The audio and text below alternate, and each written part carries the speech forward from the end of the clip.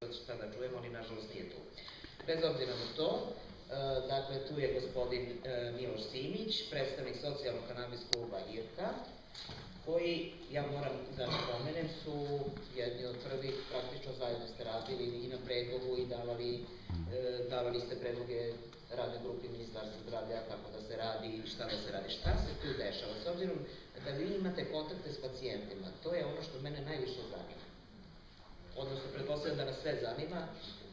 Aha, nemamo mikrofon. Hoćemo, sve ćemo to svetiti. Dakle, najvažniji su pacijenti. Vi imate negde, koliko sam ja našla, više od 2000 ljudi, je tako?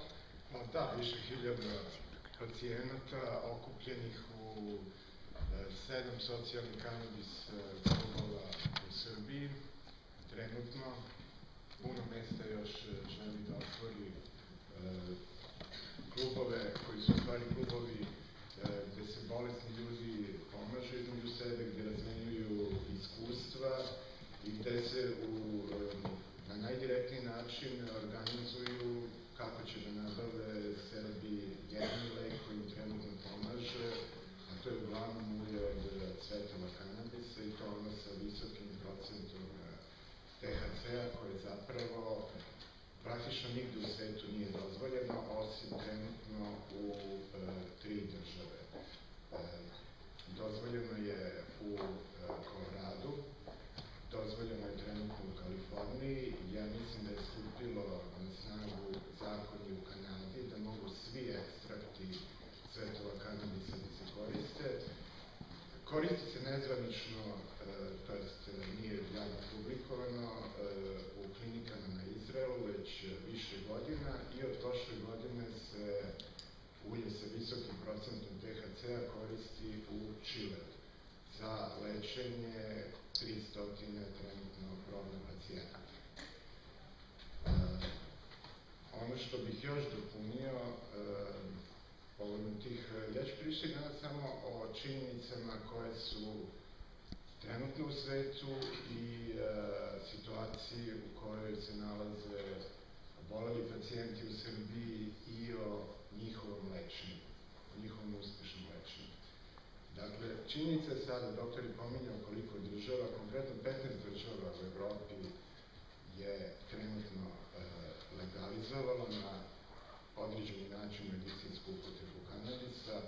Svaka od tih država ima drugačije zakonske regulative, ne postoji nikakvo opšte pravilo, isto je važi za tih 30 država u Sjedinjenim Američkim Državama, isto važi za 6 država Latinske Amerike, Kanadu, Izrael, pre par dana i Viktorija, dakle savezna država Australije je dozvolila medicinsku upotrebu, cela Australija na tom putu, kao i Novi Zeland.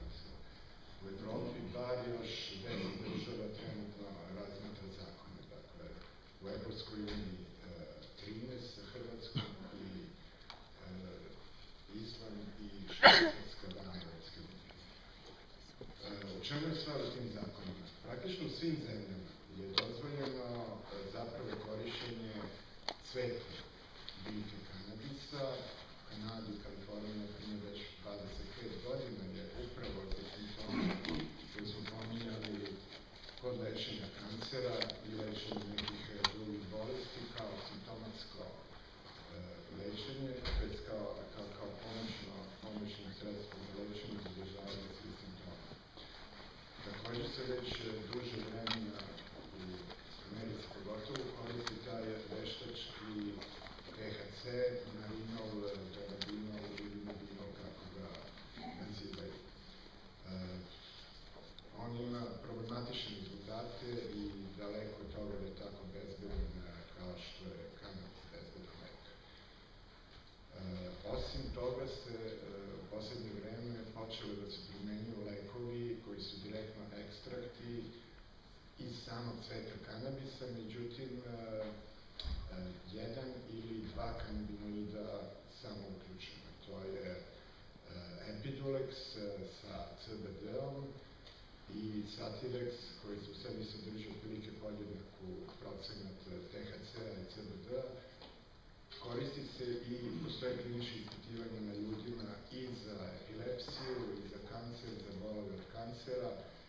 Tako da razbiću još jednu mistifikaciju. Postoji dosta kliničkih ispitivanja na ljudima o kanabisu.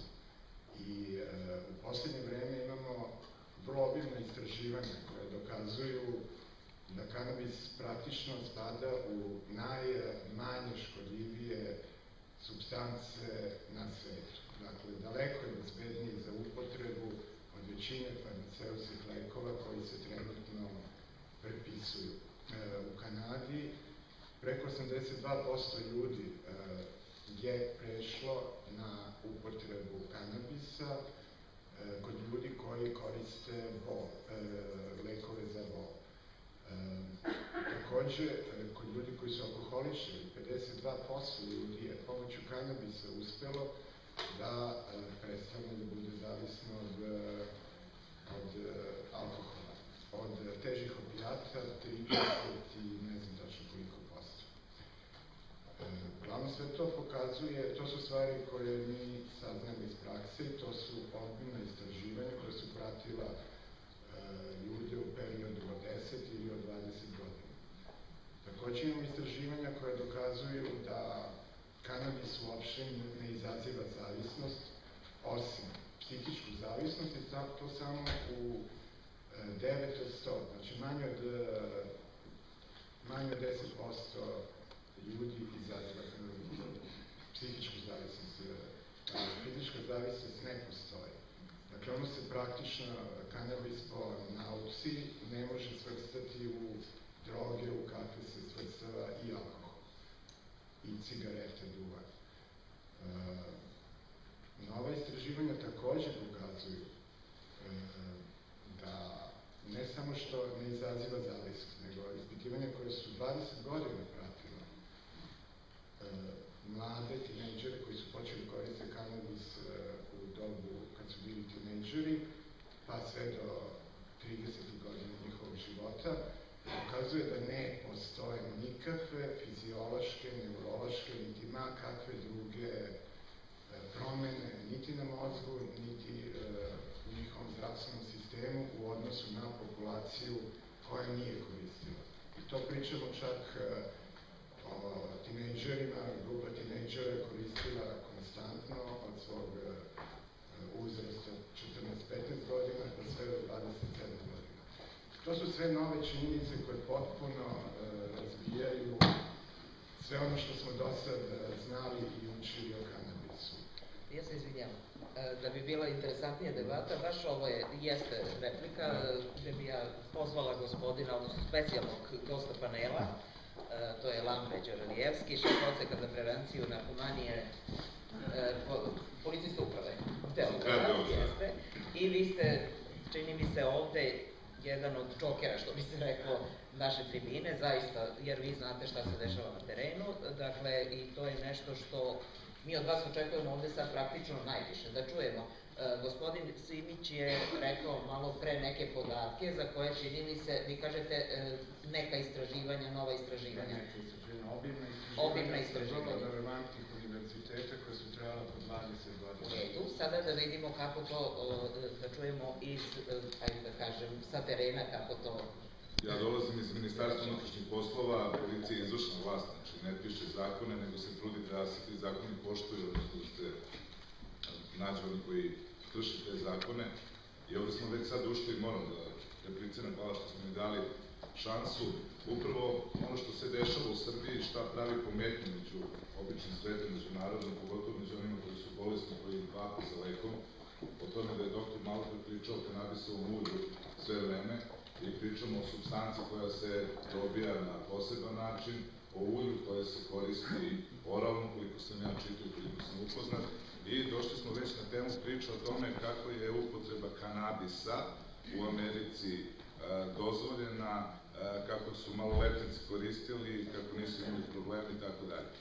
Mora se napraviti razlika, znači između vrsta droge, između toga da jedna marihuana, popularan naziv za jednu vrstu droge koja se dobije od indijske konoplje, koja pravi psihičku zavisnost i koja pravi štetu definitivno, ali ne gledam samo medicinsku i somatsku, nego gledam i socijalnu štetu, o tome možemo kasnije da pričamo, i o jednom leku koji je definitivno, ako je dokazano u istraživanjima, lek koji pomaže u lečenju. Mi nemamo zaplena, nećete verovati, znači ilegalni, znači zaplena kanabisovog ulja koji se u Srbiju unosi raznim putevima, mada nismo imali podatke da ih neko ovde proizvodi, niti je to nama bilo kakav cilj u policijskom radu. Ali definitivno legalizacija nečega znači staviti nešto van zakona, odnosno dozvoliti nešto. Šta treba da se dozvoli? U Srbiji je dozvoljeno gajenje konoplje.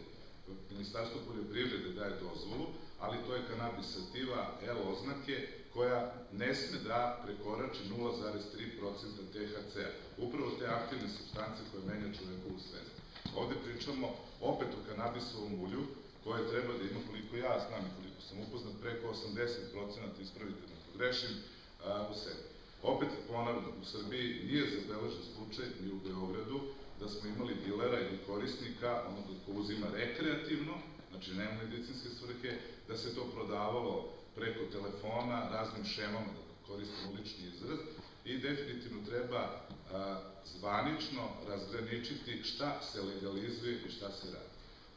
Moram da se vratim, ne želim da pametujem, ali vratit ću se na priču o heroinu, koja je totalno suprotna priča nego o kanabisovom ulju, koji je pre 100 i nešto godina pušten u medicinsku upotrebu kao diacetilmorfin, koja je najjače sredstvo protiv bolova, koja se dobija od sirovog opijuma.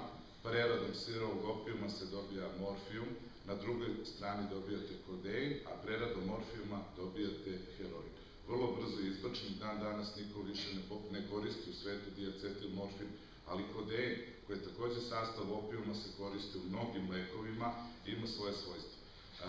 Supstituciona terapija u Srbiji takođe za lečenje heroinskih zavisnika, to će potvrditi direktor Hedrajzerove, je metadon, koji se takođe nalazi na listi droga, ali se distribuira zvanično u centrima gde pacijenti imaju svoje kartice, zna se kolika je njihova doza i policija ne reaguje, odnosno ne procesuira onoga ko kod sebe ima određeni broj bočica koje su namenjene sa svojom karticom medicinskom, gde se utvrđuje da je to zaista medicinski svrh.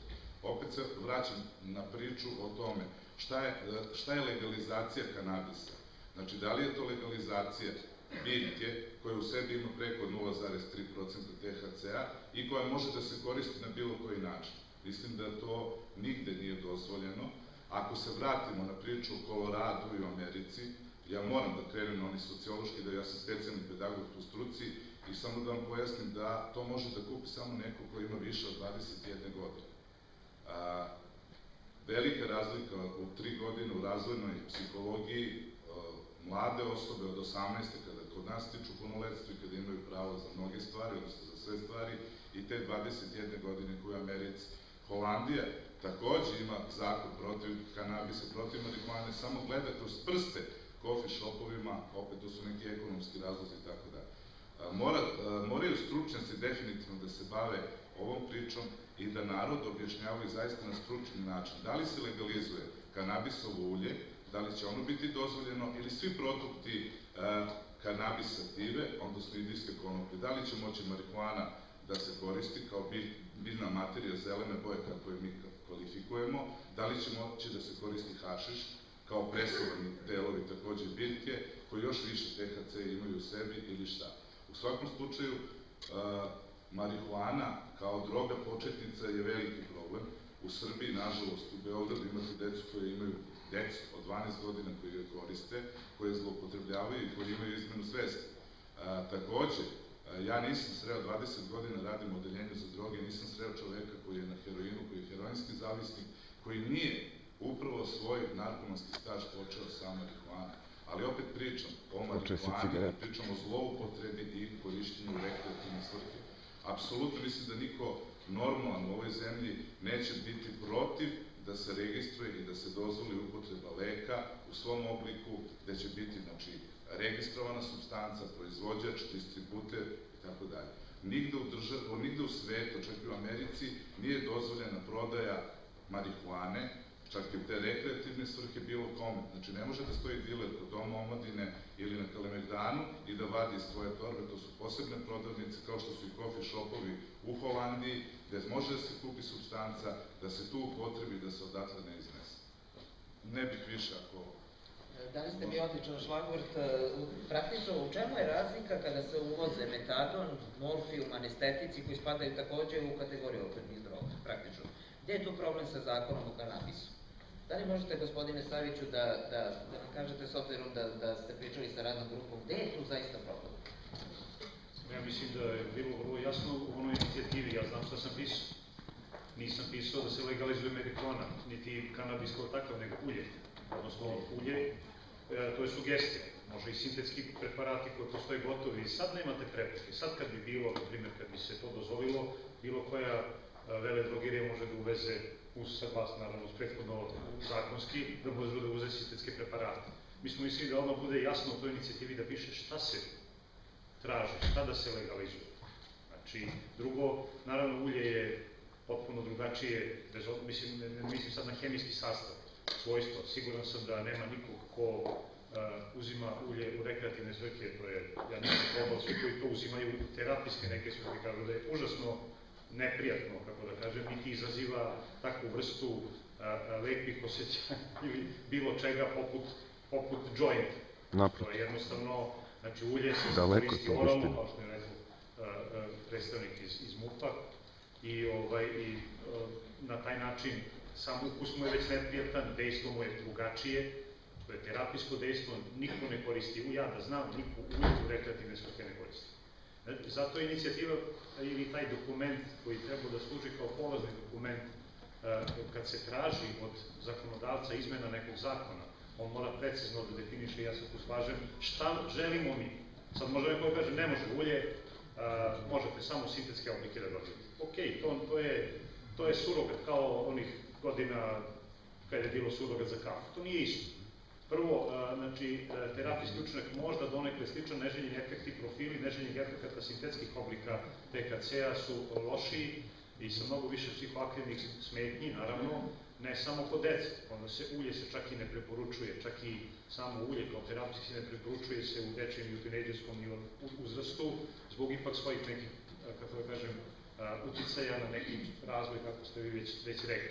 Osim, naravno, u slučajima gde vi imate, čak i u Americi, ne znam, mislim da čak i nije u Koloradu ta jedna bolnica koja je uzeta kao pilot ustanova gde će se lečiti te dečje epilepsije. To je toliko teška klinička slika da se više ne razmatra uopšte da će to možda dovesti do nekih psihičkih poremećaja, pažnje, ponašanja i tako dalje, nego se gleda da se spasi glava i da se spreči 100 napada dnevno epileptičkog. Znači, tu se sad uvek balansira između onoga što želite i potencijalnih efekta. Znači, ovde je veoma jasno. Različite zemlje u Evropi različito su prišle tom, kako da kažem, koje već odavno koriste. U nekim zemljama se koriste sintetski preparati, kao u Nemačkoj, u nekim, recimo, poput Češke, uvozi se ulje. Oni čak ne proizvode svoje. Ja sam imao prilike sa njihovim doktorima da pričam, koji su baš neurolozi. U njihovoj se zemlji uvozi ulje iz Holandije, smatraju da se tamo proizvodi najkvalitetnije ulje, oni ga uvoze direktno i distribuiraju kroz tačno određenu mrežu sa određenim receptima koji su različiti od recepata koje lekar prepisuje i tako dalje. Mora da se dobije na preporuku specijaliste, formalno ga, kao što vidim i u Hrvatskoj, prepisuje lekar opšte prakse. Ali mora da ima izveštaj, mora da budu iscrpljeni drugi terapijske mogućnosti da bi neko, kako da kažem, dobio u ovom slučaju u Češkoj ulje, a u nekoj drugoj zemlji Satirex ili Dronabinol ili već neki tako Nabilon, ne. Pa ne, da kažem da je sintetički, ali različite zemlje su prihvatili različite modele. Svaka je tražila pred usvajanjem izmene zakona u tom smislu, navodeći konkretno šta oni žele proizvodnju ili žele sintetiku. Tako da i kod nas to je vrlo jasno definisano. Mislim da radne grupe nije na neki način ograničen tom nepreciznošću u idejnom, da kažem, dokumentu u inicijativi. Više nekim stručnim, skoro bi se rekao, razmimoilaženjima i nekim mistifikacijama koje mora da priznate svi imamo.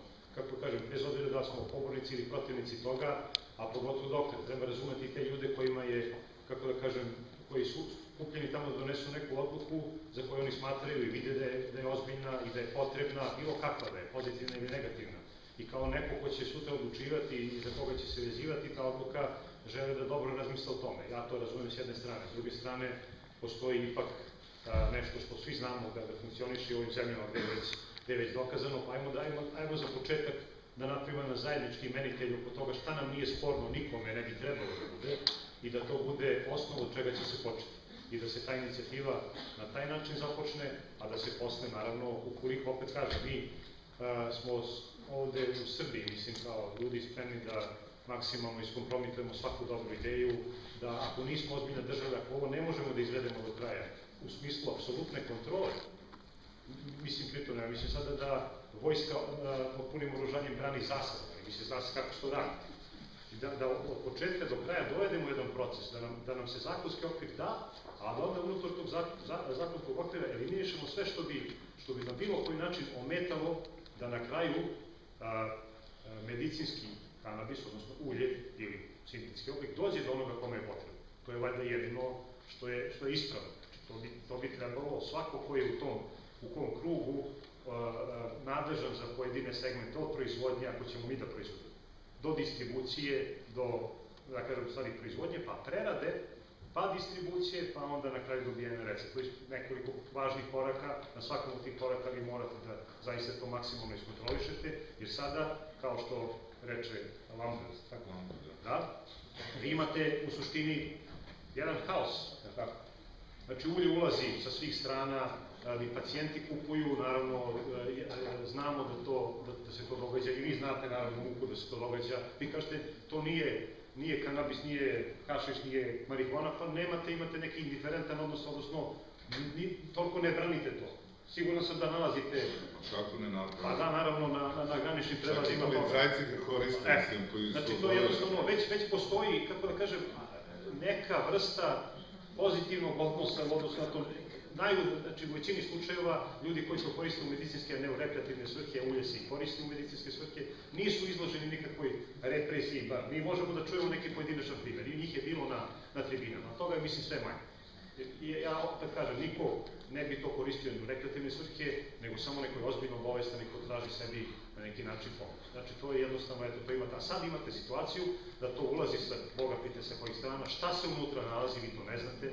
To, ako neko ozbiljno hoće da radi, mora da proizvodi po GMP-u, mora tačno da zna koliko, čega proizvodi onaj ko sadi, ko gaji, ko bere, ko distribuira, ko to proizvodi u smislu stavlja ga u neku vrstu obrade za medicinsku upotrebu i ko na kraju ga dobija i na koju vrstu odobrenja, kroz kakav nalaz lekara specijaliste, to je jedino ispravno. Hrvati su inače, kao i većina zemalja, u indikaciono područje stavili maligne bolesti, stavili su multiplu sklerozu, stavili su hronične bolove neuropatske, stavili su čak i epilepsiju koja nije u različitim zemljama je različita. Vrti se oko 5, 6, 7 istih indikacija i svako negde još eventualno ima neku svoju. U Češkoj, recimo, možete dobiti ulje od kanabisa na recept u slučaju teških terminalnih oblika Parkinsonove bolesti, gde više savremena, odnosno zvanična terapija nema učinka terapijskog, nego naprotiv ima samo neželjen efekt. Znači, to je jednostavno, a recimo u nekim drugim zemljama neće se to naći. U nekim američkim državama su pustili da samo jedna država proba da time, kako da kažem, uspori malo progresiju nekog teškog neurološkog degenerativnog oboljenja. Samo kao, eto, na neki način da se vidi. Različiti su pristupi, jedna okosnica postoji, nekoliko potpuno istih nespornih indikacija postoje i naravno sve što se nakon toga bude saznavalo kroz studije, kroz bilo šta što je ozbiljno. Niko nije ovde neozbiljan. Ja moram da kažem, ja sam razmišljao kad sam se ovo upuštao, zato što ipak najveći deo, da kažem, karijere provodim u jednom okruženju ozbiljnih pacijenata, bavim se ozbiljnom bolešću i nisam hteo ni na jedan način da ono što do sada čime sam se bavio mnogo ozbiljno i uradio nešto kvalitetno u tom segmentu, da bude na bilo koji način, to je za mene bilo samo problem. Ali pošto sam sve na neki način sagledao, objektivizovao i sve probleme potencijalne i sve, kako da kažem, naše dileme, ja sam ipak rešio da se uključim u to, iako je, kažem, to odnuđeno i mnogim drugim mojim kolegama, koji sam siguran iz neke vrste straha, neznanja, od toga neke neizvesnosti, u što se upušte nisu hteli. Ali ja mislim što više doktora se ovo uključi, to je naravno bolje. Ne moraju oni da budu promoteri toga, ne moraju da budu ništa na taj način, samo neko ko će pratiti kako se odvija taj proces, kako da kažem, lečenja pacijenata medicinskih metodama. Čini mi se i gospodin Đerelijevski da je upravo to i rekao, da sve što je legalno i ide u legalne tokove, da to može biti normalno. To je ulje kanabisa, ali ne i marihuana. Znači, to je mala nit između tog, da kažemo, dekriminalizacije oko te priče. Ja bih tu voleo da malo pojasnim, da demistifikujemo cijelu priču. Zato sam i počeo da pričam o tome, na što je kolega gospodin Đorelijevski to iskomentarisao. Dakle, pričamo ovde zaista o činjenicama. Činjenice jesu da je u medicini u većini zemalja priznato upravo inhaliranje kanabisa. Samo malo naveo sam koji broj zemalja trenutno može da se nabavi visoko kvalitetno ulje od cvetova kanabisa, dekarboksilovani ekstrakt za lečenje. Dakle, to je 3-4 države sveta ukupno plus Izrael, gde se na klinikama koristi. Ja bih bio najsrećniji, ja mislim da bi pacijenti u Srbiji bili najsrećniji kad bi Srbija bila jedna od tih prvih zemalja koja će da uvede upravo taj dekarboksilovani ekstrakt cvetova kanabisa u zvaničnu medicinu. U primjer, bilo pomoćne terapije, bilo za lečenje ozbiljnih bolesti za koje savremena medicina nema nikakvo rešenje. Mi ovde, među nama su prisutni oboleli koji se uspešno leče od uljem od cvetova, ali zaista treba istaći činjenicu da je svuda u svetu i Evropi zapravo inhaliranje kanabisa i cvet kanabisa dozvoljen u medicini. Da ne bi bilo demistifikacije. U Kanadi konkretno, preko 80% pacijenata obolelih od multiple skleroze već decenijama, kao i u Kaliforniji, koristi kao i za reumatidni artritis, kao za mnoga druga obolenja, umesto klasičnih farmakolekova koriste upravo inhaliranje cvetova kanabisa. I da tu sad pomenemo načine na koje se medicinski primenjuje sve kanabis. Dakle, jedan od načina je inhalacija. Inhalacija je to pogotovo ako se koristi putem vaporizatora koji zagrevaju zapravo cvet kanabisa na određenu temperaturu do 180 stepeni, to su medicinski uređaji, vaporizatori. Oni isparavaju te kanabinoide, koji su nama jako bitni, i terpene iz biljke, takođe koji zajedno sa dejstvu, anturaž, ukupnom efektu, deluju zapravo lekovito.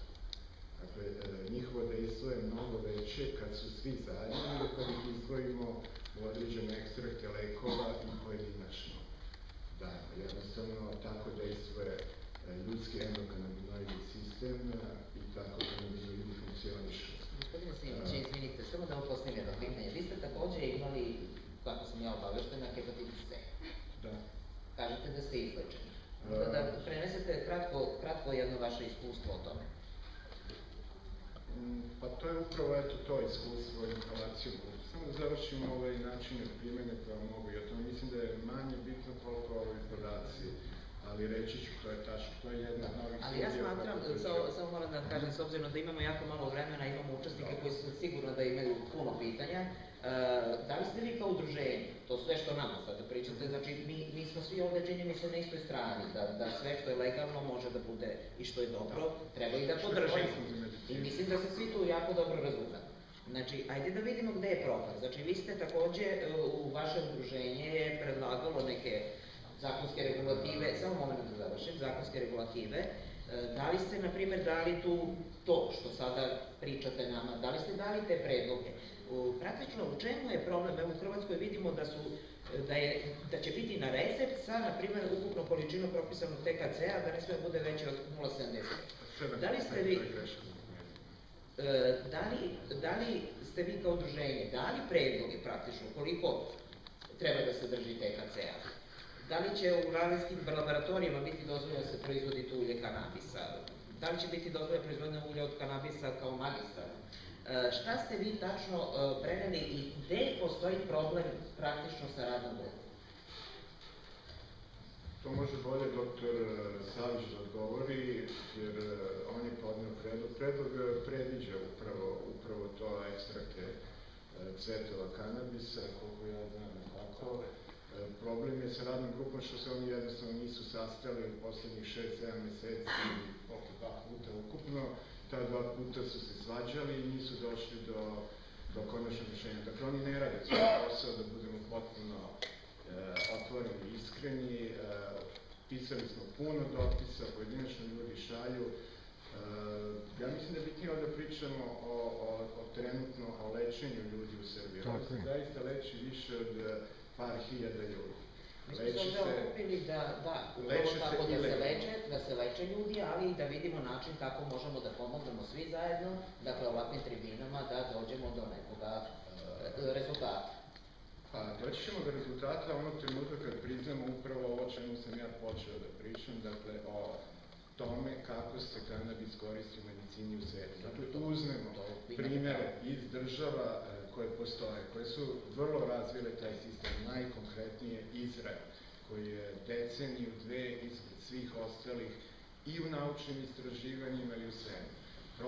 Koji problem postoji? Postoji problem što mi imamo jedno 150.000 naučno-medicinskih publikacija o lekovitosti kanabisa, endokanabinoidnom sistemu, endokanabinoidima i fitokanabinoidima i njihovoj ulozi. Kada kažete vi, koji su to vi? Udruženje? Pričam o najvećim institutima na svetu, najpoznatijim univerzitetima na svetu, ja mogu sada da ih navodim, izgubit ćemo vreme, imate na našem sajtu irka.org.rs stotine dokumenta, naučnih publikacija koje dokumentuju u laboratorijskim uslovima, na pacovima, majmunima i ljudskim ćelijama direktno dokazuju antitumorno dejstvo kanabisa, kao i za stotine drugih istraživanja za druga jedinjenja. Problem biljka kanabisa zabranjena u svetu 1961. od Ujedinjenih nacija, kao jedina takva biljka, nijedna druga nije zabranjena osim kanabisa od Ujedinjenih nacija, i to je zabranjena industrijska tada. Naša država je imala priliku da uzgaja Rusija, Kina i još jedna, 4 države ukupno u svetu. Sad tek počinje da se uzgaja industrijska konoplja, o čemu je profesorka pre toga jako dobro pričala. Dakle, problem je što ne postoje Američka pedijatrijska akademija je upravo to tražila prošle godine. Američko udruženje porodičnih lekara koje okuplja 280.000 uputilo zvaničan zahtev, dakle da se oslobodi biljka kanabisa, kako bi upravo mogla tih 150.000 naučnih studija na životinjama da se pretvori i u kliničke studije na ljudima. Mi imamo situaciju od 25 godina endokanabinoidnog sistema koji se ne proučava na ljudima, koji se ne uči u ovoj državi. Ja se iskreno nadam da će od sada da počne da se uči u Hrvatskoj i Sloveniji je već počelo da se uči. Hvala vam puno, gospodine Simiću, s obzirom da zaista kratko vremena, široka je tema. Ja bih dala samo još reč o koleginici Uni i bišu predsjednici, sad sam zaboravila. Ivošević, koleginici. Ona je farmaceut. Samo jedno kratko pitanje. Da li farmaceuti nailaze na česta pitanja gde mogu da nabave ulje od kanabisa, šta se tu dešava? Da li ima stvarno tolike potražnje? Pa, pacijenti su onako sad u početku prilično zbunjeni, s obzirom da ova tema nije dovoljno afirmisana i nije poznata opšte javnosti, onda su tu uglavnom neka onaka pitanja da li, ne znam, ukoliko koristi konoplju u medicinske svrhe, da li će, ne znam, imati halucinacije, da li će se razviti zavisnost i upravo je to što je važno da se ova tema pokrene i da pacijenti čuju što više o tome. Nažalost, trenutno u apotekama pacijenti se uglavnom vezano za ovu temu obraćaju ukoliko su u nekim terminalnim fazama kancera, pa ih onda zanima i, da kažem, pomoć oko smanjenja simptoma, ali i kauzalnog lečenja. Ali opet, kažem, oni se puno o ovome, pošto još uvek ta tema informišu na internetu, i tu je opet farmaceut neko koji je najdostupniji i koji mogu da se obrate za bilo koje pitanje, pa tako i za ovo. Ali, kažem, generalno tema još uvek nije dovoljno afirmisana i mislim da na tome mora puno da se radi trenutno, da se napravi razlika između medicinske primene konoplje i zloupotrebe. To je ono što ih prvenstveno brine. Hvala koleginice, ja bih dala još jednu reč našem specijalnom gostu, gospodin Džeralijevski. Stanje je tako da moram da se nadovežem na gospođe izlaganje, da se nabavlja kroz razna okruženja, to što se kaže na uličnom žargonu ruka ruci, i najčešći način nabavke iz Hrvatske, Osijek, i Slovenija, Ljubljana. To su centri odakle se najviše nabavlja u posljednje vreme, Crna Gora i Holandija. To je bila, pritom imamo podatke da Holandjani vrlo često, odnosno ljudi koji rade tu ilegalnu nabavku, da vrlo često ne isporuče ono što se traži. Tako dalje. Ono što opet hoću da pričam, da mi odgovori gospodin Zirka, ako može, pošto je ovo panel diskusija, kada priča o inhalaciji cvetova kanabisa, to je opet priča o nečemu drugom, ne o kanabisovom ulju. Da li on misli da, odnosno, da li oni misle da bi, kako bi to trebalo da se distribuira? Da li bi trebao neko ko ima 18 godina mogao da dođe do te supstancije, iako nema lekarsku dokumentaciju, iako nema, već kako bukvalno zamišljaju? Ovo nije panel diskusije, ako samo vi pričate. Uključite nas, onda će biti panel diskusije. Samo da odgovorim. Razumete? Ja imam da vam postavim pitanje. Ja imam stvarno isto milijon pitanja, postavio bi imam kompletno. direktno gospodinu iz MUP-a da postavim pitanje i bit će zanimljivije. Ovo je stručni skup. Onda da mi napustimo stručni skup. Ne tamo posla, ali ja vas molim za malo strpljenja da završe naši panelisti. To je broj 1, a onda da damo i reč drugima. Samo malo strpljenja. Naravno. Interesantne teme, ja se slažem, možemo i da produžimo. Ja imam mnogo interesantnih pitanja, tako da... Sigurno, slažemo se. Mislim da je važno da i gospoda kažu ono što misli. A i edukovno. Konkretno zašto mi zalažemo? Da, zalažemo se za zapravo lično uzgajanje i kontrolisano uzgajanje za bolesne. Jer se to pokazalo u praksi u mnogim državama vrlo korisno. Također zalažemo se da država strogo kontroliše proizvodnju upravo vrhunskog kanabisa, odabranih sorti za različite sorte i da se od toga pravi, ja se nadam, u našim farmaceutskim ustanovama vrhunsko kvalitetno provereno ulje koje će moći na recept i apotekama se dobije. To bi bio značajan korak za bolesne. Mi sad imamo zaista situaciju više hiljada ljudi, kako ste rekli, koji stalno odlaze, mi zaista dajemo informacije gde da odu i gde da nabave, jer smo opet na ilegalan način uspeli da napravimo analize nekih ulja koja stižu iz Holandije, iz Nemačke, Slovenije, pa iz Hrvatske. Da ne pričamo, sad možemo posle da razgovaramo, ali zaista ljudi se snalaze i problem je što su u velikom problemu da će biti uhapšeni, rekli ste nema hapšenja, ima hapšenja. Zoran Ugleta koji se leči, uspešno se leči, to je biohemioterapija, biozračenja, uspešno leči svoj kancer krvi, kostiju, uljem od cvetova, nabavlja, ostaje bez para, počeo je da uzgaja, upalo mu je prošle meseca policija i sad on je zaista u problemu, da ne pričam koji je to stres za njega, za njegovu porodicu. Nikad se pre toga nije drogirao, ne pije ni alkohol. On koristi to ulje koje je jako psihoaktivno zapravo i vozi čovjeka. Nikad nije pravilo. Uhapšen je Saša Mićić, obolele od multiple skleroze, koji je koristio upravo ulja, a ne kanabis. Gospodine Savić, vaše mišljenje o ovome? O čemu? Ovo je sad predmet. O hapšenjima. Znači, da li smo mi kao udruženje, da li sve predloge? Prosto, možemo mi svi ovde da pričamo i svi smo za to da sve bude u redu. Nismo mi ovde došli da se raspravljamo, nego smo prosto došli da pomognemo. Znači, to je poenta ove tribine, tako je zamišljena. I ja bih zaista volila da bude... Inicijativa je da se legalizuju medicinske svrhe. Koji oblik?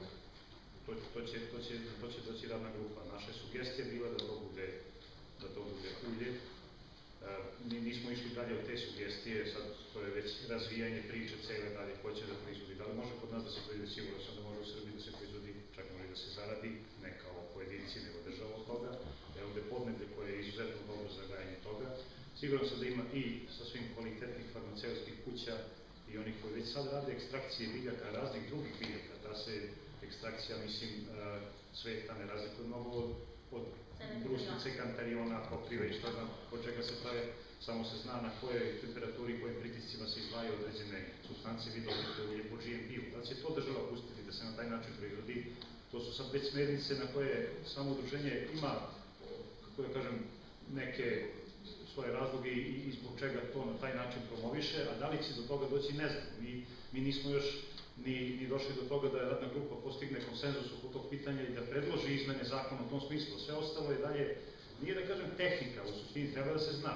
Kad se jednom, mi smo to potpuno saglasan, da se jednom utvrdi šta je to medicinski kanabis, da li ga mi puštamo ili ne, koji su to njegovi oblici, a tek onda ko će to da radi, hoće li se proizvoditi, distribuirati, voziti ili ne, mislim, to se tehničko pitanje koje treba da razrađuju mnogi drugi, a ne mi, kako da kažem, doktori i šta znam, tako dalje, mi smo oni koji smo zainteresovani da to postoji.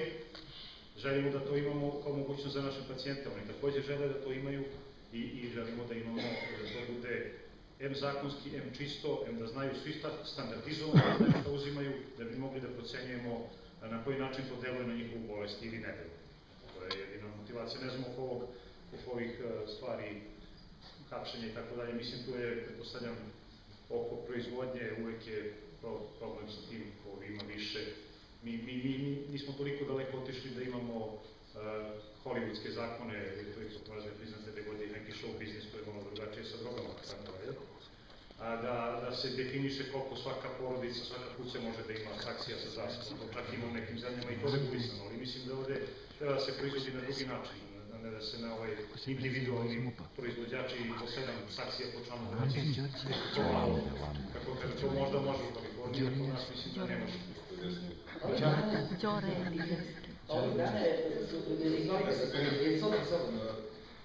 Pričali smo sad o legalizaciji, verovatno ne znam da li znate šta znači dekriminalizacija. Znači ublažiti neku kaznu sa, znači ne penološno, znači ne ide se u zatvor, nego se dobija društveno koristan rad ili se plati novčana kazna ili tako nešto. Znači to je dekriminalizacija. Legalizacija je znači nešto izvesti iz ograničenja, iz zakona, znači postati legalno. Član 246a Krivičnog zakona Srbije koji se odnosi na drogu, na posjedovanje droga, kaže ko posjeduje droge koje se nalaze na listi droga u manjoj količini za sopstvenu upotrebu kaznit će se novčano do 3 godine zatvora ili će se osloboditi od kazne. Mi u Srbiji, u zakonu, Krivičnom zakonu Srbije već imamo dekriminalizaciju. Koja se ne primenjuje. I u 99 od 100 slučajeva ne postoji oslobađajuća presuda, čak ni kad je najmanja količina, već se određuje cifra kaznena finansijska do 100.000 dinara. Ja dolazim iz ministarstva. Nažalost, nemamo pravosuđe, to ćemo reći drugi put da okupimo i pravosuđe, onda ćemo imati pravo priču. Ovo je direktna digresija, pošto to što ste rekli jeste tako, ali u praksi je totalno drugačije. Ja sam pričam opet zakonski kako. Slažem se u potpunosti. Ja razumem zakon u potpunosti. Postoji neka vrsta dekriminalizacije, znači jednostavno, vrlo prosto i nažalost, opet to nije dovoljno razvijen sistem da se mnogo više koristi društveno koristan rad nego se koriste novčane kazne. Novčane? Ali... Možemo s pitanjem? Samo moment. Ovih dana je izuzetno bilo u medijima nešto se pojavilo jako interesantno, izjave praktično predsjednika legalizacije Srbije, a to je da će se od 2016. godine legalizovati kanabis u medicinske svrhe. To je i Telegraf objavio, koliko znam, da su i oni iz svojih izvora dobili tu informaciju iz vrha Ministarstva zdravlja. Sada, s obzirom kad je gospodin juče gostovao na RTS-u, iz RTS-a su dobili odgovor iz Ministarstva zdravlja da ne žele da komentarišu razne inicijative o ovoj temi, dok radna grupa koja je formirana tim područjem praktično ne napravi preporuke. Sad ja vas pitam, praktično, da kažemo, ako je to tačno, da će od 2016. ako neko ima tu informaciju, da li to znači praktično da je već završen predlog zakona o psihoaktivnim kontrolisanim supstancama, ako je već urađen taj predlog, pa ide u skupštinu, pa ne znam, ne osvanje po hitnom postupku, onda bi moglo od januara da dođe. Da li stvarno postoji taj predlog nacrta? Ne verujem.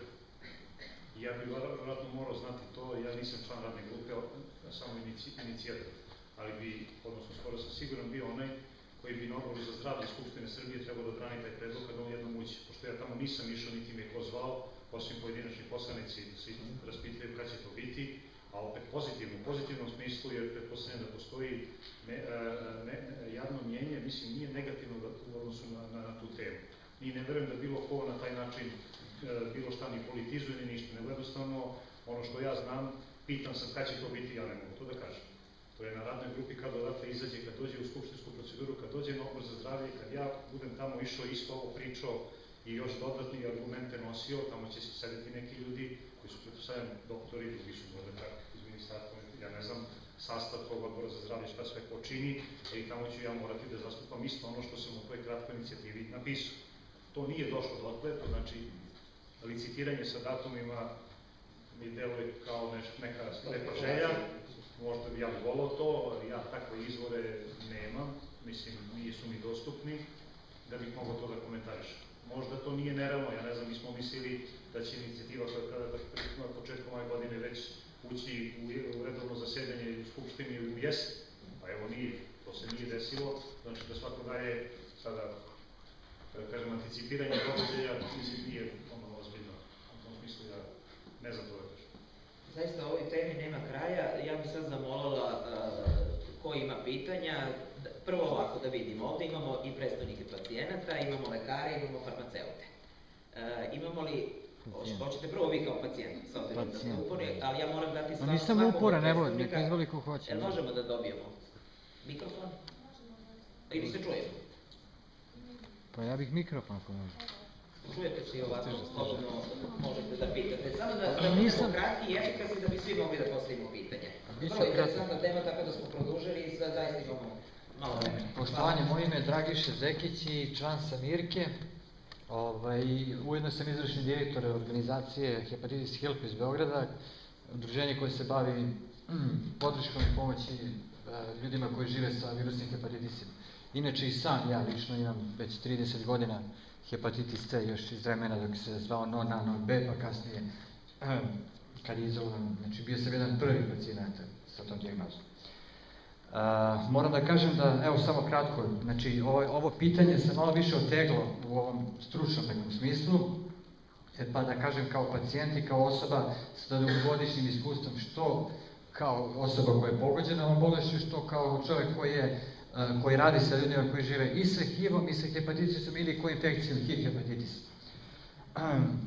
Moram da kažem da je u Srbiji ima oko 500.000 ljudi koji žive sa virusnim hepatitisima i da je nama ono što je bio prvi slajd koji je, ne znam ko je, farmaceut iz, ne znam ko je govorila, vi, Vanja, fenomenalno je to odradila zaista.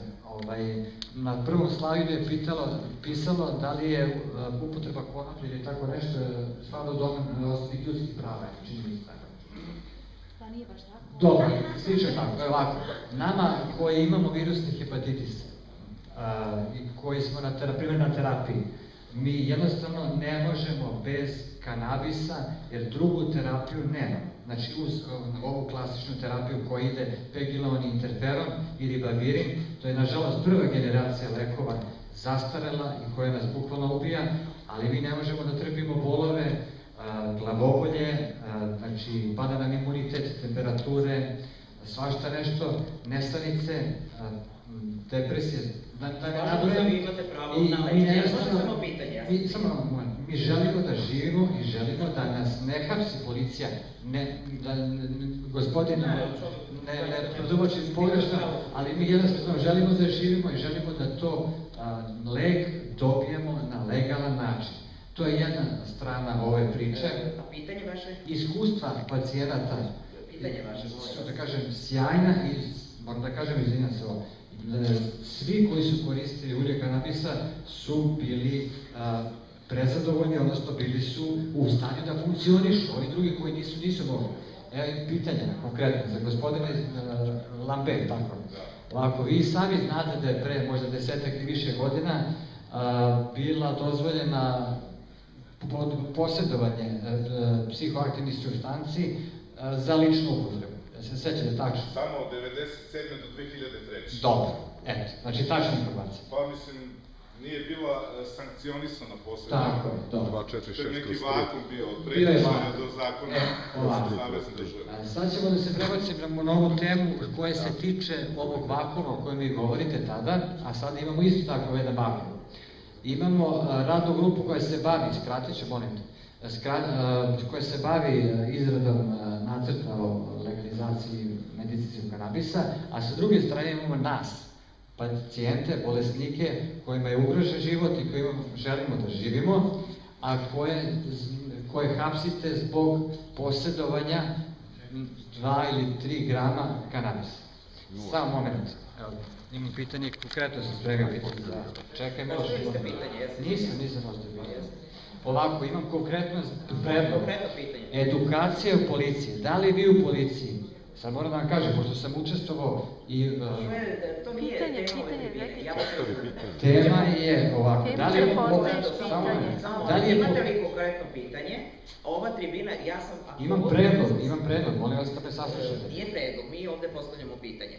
Dakle, mi ćemo... Pa nas hapse, ne hapse vas. Samo moment, vi se nalazite na stručnom skupu, gde su lekari i farmaceuti. Ovo je akreditovan stručni skup. Dakle, vi možete da slušate šta se ovde dešava. Neki drugi put, vrlo rado ćemo vam svi izaći u susret, napraviti tribinu gde će doći i pacijenti. Razumete, prosto smo pogrešili, dakle ovde se nalaze lekari i farmaceuti, znači nije ovde mesto gde bi mogli sada da pričamo o tim vašim stvarima. Apsolutno smo na istoj talasnoj dužini, ne znam u čemu je problem. Dakle, svi smo ovde da vam pomognemo.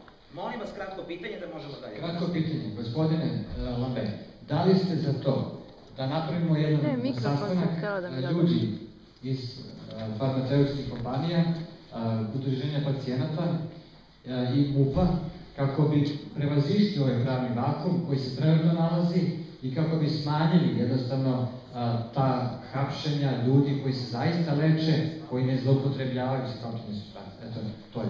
Hvala, najljepše, izvinite, samo ne, ja bih vas zamolila za redim.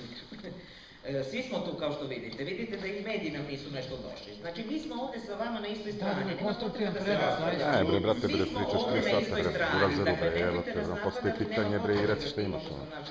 Sagovornike, ajde da razgovaramo drugi put, možemo i sa pacijentima da napravimo neki skup, sve će to biti. Dakle, ajde da se posvetimo malo struci. Može li gospođa iz drugog reda da dobije mikrofon, samo da postavi pitanje? Pa ćete dobiti i odgovor. Zato što sam 20 minuta pričao ništa i blamirate se i ti sam već pričao za ništa. Bez fokusa, bez konkretno. Ove naše male priče, odnosno zajedničkom našem problemu. Potpuno se slažem sa gospodinom Đorđevskim da treba da napravimo jasnu distinkciju od toga šta mi u stvari hoćemo. Šta želimo da legalizujemo? Sativu, indiku ili travu ili ulje, THC, CBD ili da napravimo tačno neki plan. Prema tome, Zakon o opojnim drogama, aktivne supstance, već kako se zove, ja nisam pravnik, sam lekar po struci, jasno je definisao kako ide postupak. Malo pre ste pomenuli bili naš metadon, evo ja se osjećam prozvanom pa mogu da vam objasnim kako je taj postupak. Taj postupak može u potpunosti se primeni i na ulje kanabinoide. Mislim da budemo iskreni, znači, proizvođač iz Srbije u ovom slučaju prijavi Međunarodnom birovu u Beču da želi da kupe od određene institucije opojnu drogu, evo recimo metadon, da bude lakše, da ne govorimo o ovome ulju kanabisa. Prodavac prijavi isto vreme prodatu količinu, ta količina dolazi u Srbiju, dalje postupak ovakav. Carine se nalazi se po 3 ključa, ja vam pričam iz iskustva naše kompanije, po 3 ključa se nalazi, sa 3 popisa se uzima aktivna supstanca, napravi se gotov preparat. Taj gotov preparat se prodaje u apotekama, bilo gde, na kraju godine Hemofarm šalje i toj instituciji u Beču, odnosno Međunarodnom birovu za narkotike, ceo izveštaj koliko mi je ostalo aktivne supstance na lageru, koliko je gotov proizvod na lageru i koliko je prodat. Znači, to je u suštini vrlo jednostavan postupak, ali ja se opet vraćam na osnovni problem. Šta mi u stvari želimo da legalizujemo? Kada rešimo to, odnosno kada napravimo dovoljno jasnu šemu, šta želimo da legalizujemo, ja se potpuno slažem sa svima vama da to nije nikakav problem, da bilo koja farmaceutska kompanija može da izvrši i ekstrakciju i da napravi ovakav i onakav procenat ulja. Vi ste vrlo lepo pomenuli dekriminalizaciju, to svi zaboravljaju. Ja sam igrom slučaja bila prinuđena, po znacima navoda, da se bavim i tom pričom, pa sam videla da u suštini svi prenebregavaju taj pojam dekriminalizacije, u suštini ona oslikava stanje u kome se ova država nalazi. Kod nas je to u suštini dozvoljeno. neću da govorim o pravima pacijenata, ali zakonski je dozvoljeno, niko neće da vas goni i velika većina zemalja u okruženju takođe posjeduje taj pojam dekriminalizacije. Da budem iskrena, u Sloveniji koju ste pomenuli malo pre, tamo je manji procenat THC-a u kanabisu koje je dozvoljeno da se gaje, 0,2%, u odnosu na 0,3%, jeste, izvinite, postoji kod njih zakon kao i kod nas.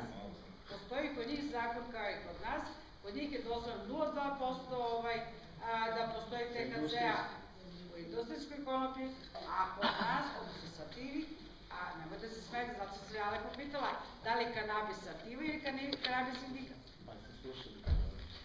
A kod nas je to 0,3%. Opet se naravno postavlja osnovni problem, odnosno pitanje, svi pitanje legalizacije čega. Sative ili indika. Pričamo o ulju od vrhu, sa visokim sativa ili procentom indika. THC-a. Sami znate da se razlikuje od koncentracije. Indika, međutim, sativa vrste postoje isto psihoaktivne. U redu, ali mnogo manji procenat THC-a, tako? Nije istina čak i to. 0,3%. To su obični stari podaci, drugačije se sad klasifikuje, ali nema veze. Po našem zakonu je tako da se To je zakon koji to dozvoljava, znači, vi možete da zasadite, Pričamo o biljkama koje imaju visok procenat ukupnog kanabinoida, ne samo THC. CBD-a. Razlika je između industrijskih sorti, kod nas koje se uzgajaju, koje ukupno u svetu imaju do 1,5% CBD-a, kanabidiola, ili Charlotte Web sorta, koja je u stvari promenjena sorta marihuane indike, koja u sebi sadrži visoki procenat CBD-a oko 20%, iz koga dobijamo koncentrat u dekarboksilovanom ekstraktu ulja preko 90%. Dakle, bilo THC-a, bilo CBD-a, i tu strašno zaboravljamo na ostale kanabinoide. 4 kanabinoida koja su dekarboksilovana, znači na temperaturama od 110 do 155 stepeni dobijeni zagrevanjem, imaju antitumorno dejstvo. Plus 2 kanabinoida koja su bazična u cvetu, sirovom cvetu, THC-A i CBD-A, kanabinoidne kiseline koje takođe imaju antitumorno dejstvo. Dakle, mi imamo različite i ekstrakte pričamo, ne pričamo samo o jednom, pričamo o sveže ceđenom soku i pričamo o dekarboksilovanom ekstraktu cveta kanabisa. Vi kao farmaceut bi trebali to, farmaceuti bi to trebali daleko bolje od mene da znaju. Nažalost, situacija u Srbiji je, a i u svetu, kako to i doktori kažu, da pacijenti trenutno znaju, pogotovo o lečenju kanabisa, daleko više nego što to znaju lekari. To moram da vam kažem, otvoreno da grešim. Evo, doktorka... Prvi primjer je doktor Savić i mnoga velika grupa ljudi, maltene entuzijasta koja se bavi time, jer recimo postoji nešto što se možda niste znali toliko o tome, postoji nešto što se zove aktiv za bol u ovoj zemlji i to su uglavnom ljudi koji su organizovani za bilo kakvo pružanje palijativne pomoći osobama obolelih od karcinoma i koji se bave u suštini terapijom bola. Osnovna suština kanabisa, bilo da je sa THC-om ili CBD-om nebitno, je ta uloga kao analgetika bilo koje gradacije, ako bi smo mogli to navedati. U nekim zemljama, nažalost moram da vas razočaram, pojedine zemlje su čak vrlo jasne definisane indikacije za kriminalizaciju. Nema širokih indikacija. Vi možete samo terminalne stadijume Parkinsonove bolesti ili terminalne stadijume multiple skleroze da lečite sa kanabisom. Ništa drugo. Znači, ne dolazi u obzir ni da lečite... To su različite zakonske regulative. To su različite zakonske regulative. Mi ovde pričamo o činjenicama da li kanabis leči i šta leči, a ne kako će koja država da donese zakon. To su odobrile agencije za lekove tih zemalja. Šta je u Izraelu odobreno? Da li znate šta je u Izraelu odobreno? Koji spisak bolesti? U Izraelu je odobren i Sativex, ako ćemo da budemo iskreni. Šta je odobreno za lečenje? Šta je odobreno za lečenje kanabisa? Ja ne govorim samo o pitanja, ajmo da pitanja, što ne zaustavlja zajedno. Znači o sintetskim preparatima. Sativex je sintetski preparat i Nije. njega